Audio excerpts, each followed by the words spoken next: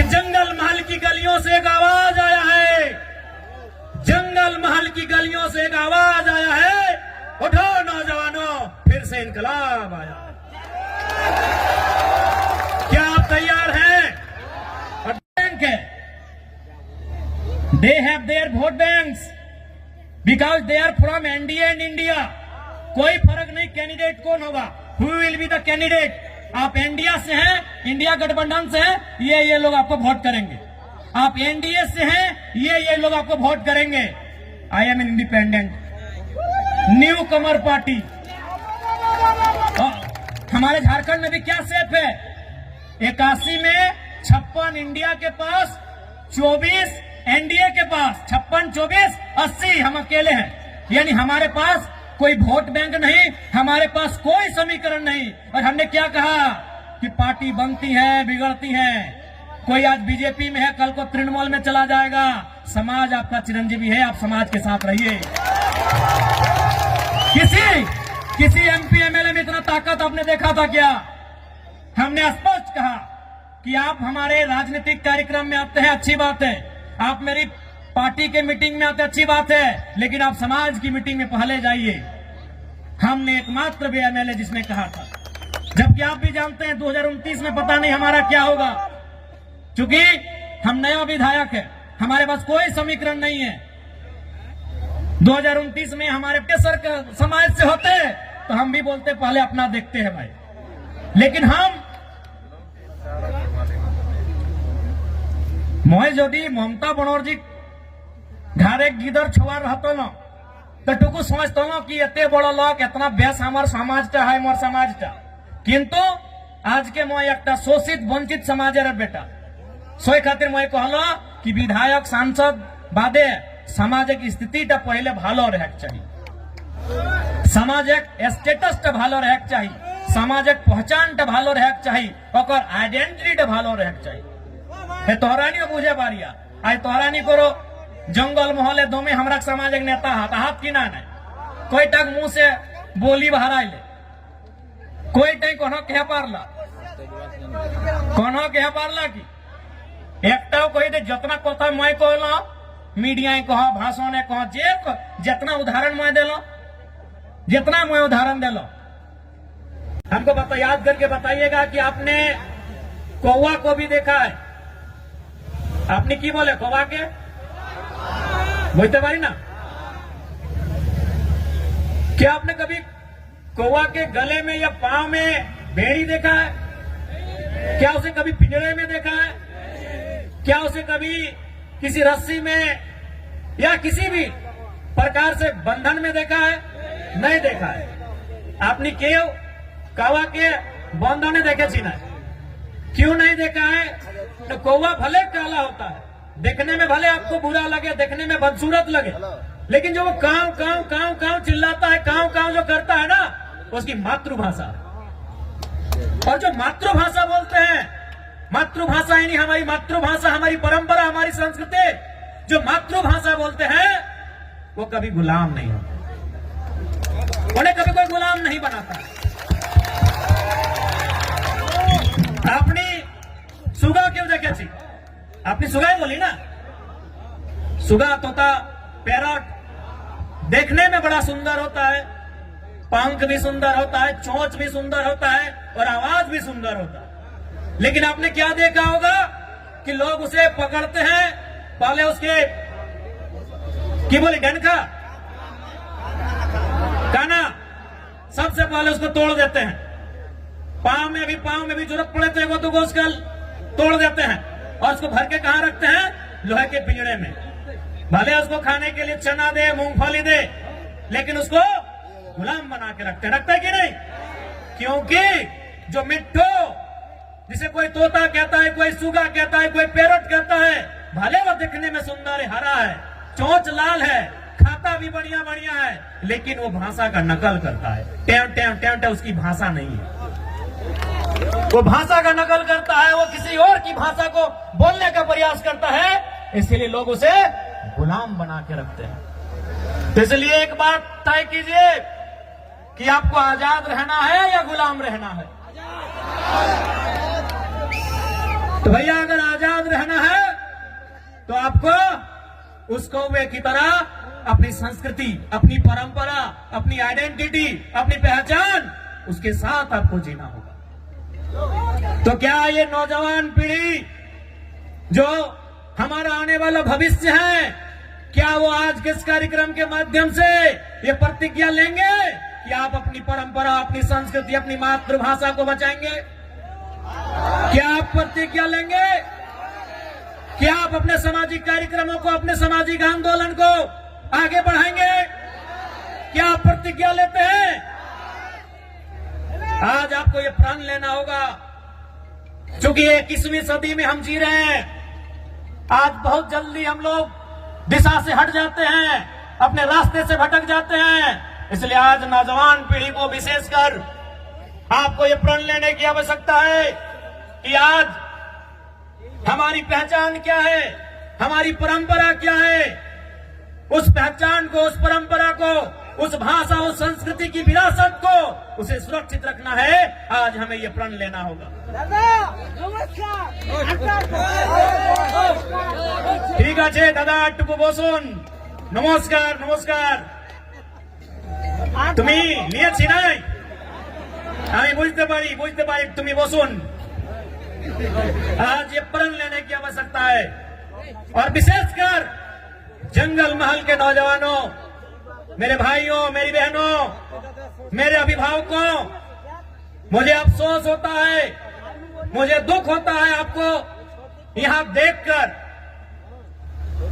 दुख हमें झारखंड के लोगों को भी देखकर होता है, लेकिन आपके लिए दुख थोड़ा ज्यादा इसलिए होता है कि जैसा भी सही जमशेदपुर वालों को झारखंड मिला, सरायकेला वालों को झारखंड मिला, धनबाद वालों को झारखंड मिला, बोकारो वालों को झारखंड मिला, हजारीबाग गिरिडीह को झारखंड मिला, रामगढ़ को झारखंड मिला, रांची को झारखंड मिला, लेकिन झारखंड बनने का हकदार और झारखंड में शामिल होने का हकदार पुरुलिया, झारग्राम, बांकुड़ा के लोग भी रखते थे।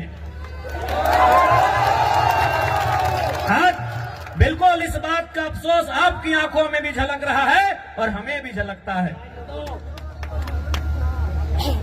जो आंदोलन कोयलांचल में था, जो आंदोलन लोहांचल में था, कोयलांचल यानी हमारा जो कोलियरी कोयला का क्षेत्र है, धनबाद, बोकारो, गिरिडीह, हजारीबाग का हिस्सा, और लोहांचल यानी जमशेदपुर का क्षेत्र, वही आंदोलन आपके जंगल महल में भी था।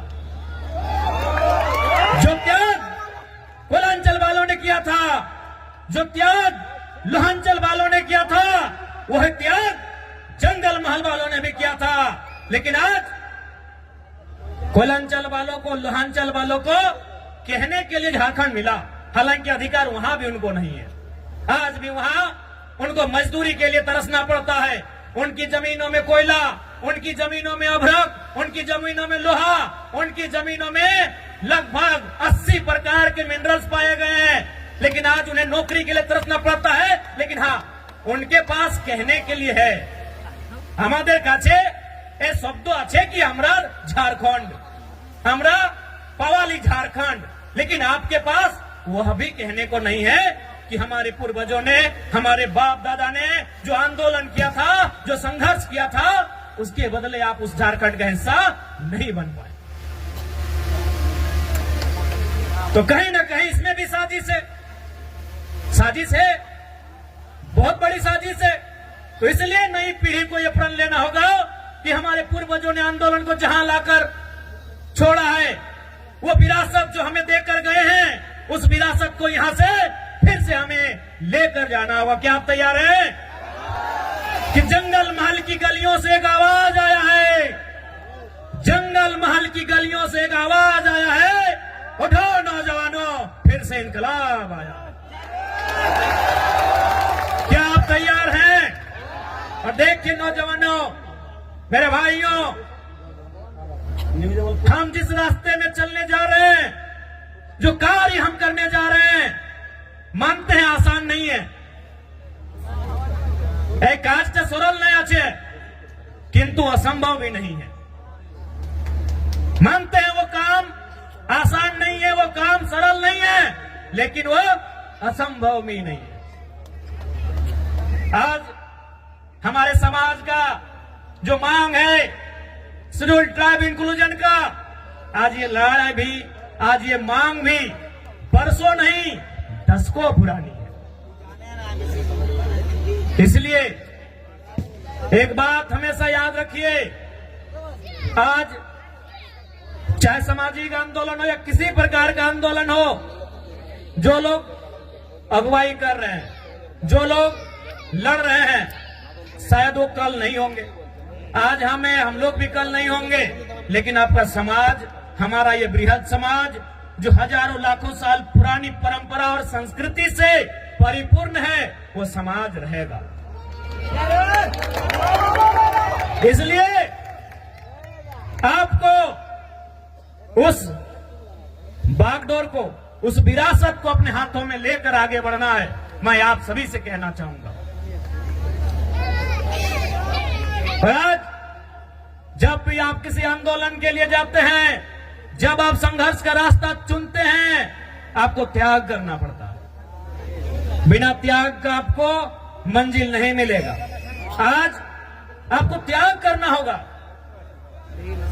आप कहेंगे कि हमें भोग का रास्ता भी चुनना है, हमें ऐसो आराम का भी रास्ता चुनना है, और हमें मंजिल की ओर भी जाना है, हमें अपने सपनों को भी साकार करना है, तो संभव नहीं, आपको त्याग करना होगा। आज का समय त्याग का है, और जो नौजवान त्यागी बनकर इस रास्ते में आएंगे, तभी हमारा समाज उत्थान की ओर जाएगा। इसलिए इस पीढ़ी को तो त्यागी बनना होगा। हमारे जिले में एक वीर क्रांति दूत हुआ करते थे, शहीद शक्तिनाथ महतो। वो अक्सर कहा करते थे कि एक पीढ़ी को जेल जाना होगा, दूसरी पीढ़ी को गोली खानी होगी, तभी तीसरी पीढ़ी राज करेगी।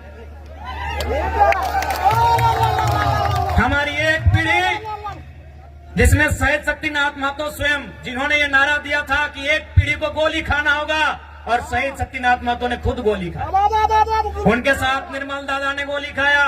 ऐसे अनगिनत, गिनती हम नहीं कर पाएंगे, इतने लोगों ने गोली खाया। अब का जो समय है कि एक पीढ़ी गोली खाएगी, दूसरी पीढ़ी जेल जाएगी, ये शायद जेल की स्थिति वाला समय है। और आपने देखा पुरुलिया के जिले में, घाटशिला में हमारे 51 लोगों को जेल जाना भी पड़ा। लेकिन उन विषयों से, उन घटनाक्रम से आपको कतराना नहीं है, क्योंकि आपकी लड़ाई आपकी व्यक्तिगत नहीं है। आपकी लड़ाई केवल आपके लिए नहीं है, आपकी लड़ाई केवल आपके घर आंगन तक सीमित नहीं है। आपकी लड़ाई कई हजारों साल पहले जो सपना हमारे पूर्वजों ने देखा था, उस सपने को साकार करने की लड़ाई है। इसलिए आज आपको त्यागी बनना होगा। इसलिए आज आपको त्यागी बनना होगा। और एक बात याद रखिएगा, जो संघर्ष को चुनते हैं वही सफलता के करीब जाते हैं। आज का समय संघर्षों का समय है मेरे भाइयों। जो भी पर्व हम लोग मनाते हैं उसका एक संदेश होता है।